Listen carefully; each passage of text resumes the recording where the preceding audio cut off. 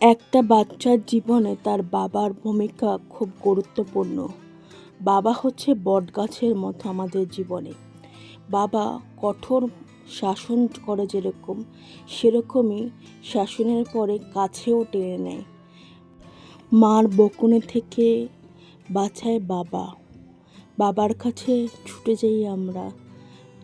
আমাদের বাঁচার পথ হচ্ছে বাবা।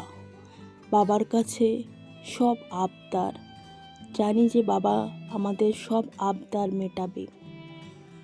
বাবার হাত ধরেই প্রথম হাঁটার শিক্ষা আমাদের। ছোট ছোট পথ হেঁটে হেঁটে আমরা বাবার হাত ধরে পথ হাঁটা শিখি। যখন আমরা পড়ে যাই তখন আবার বাবাই আমাদের শক্ত হাতে পথ হাঁটা শেখায়। আবার যখন আমরা ভেঙে পড়ি কোনোভাবে, যখন বাবার কাছে ছুটে যাই, এই কঠিন দুনিয়াকে কীভাবে মোকাবিলা করতে হবে সেই পাঠ আমাদের বাবাই শেখায়। বাবা মার ঋণ কখনো শোধ করা যায় না। বাবা হচ্ছে সেই মানুষটা যে সে নিজে সব ডিফিকাল্টি ফেস করে আগে, কিন্তু তার ফ্যামিলিকে কোনো ডিফিকাল্টি ফেস করতে দেয় না।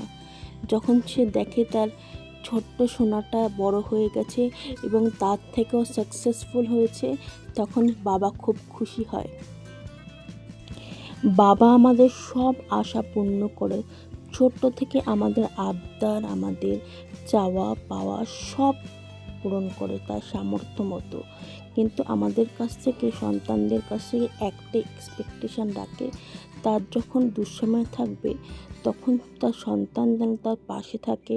সে যখন বুড়ো হয়ে যাবে, তা যখন অসুস্থ হয়ে পড়বে, তার সন্তান যেন তাকে দেখে।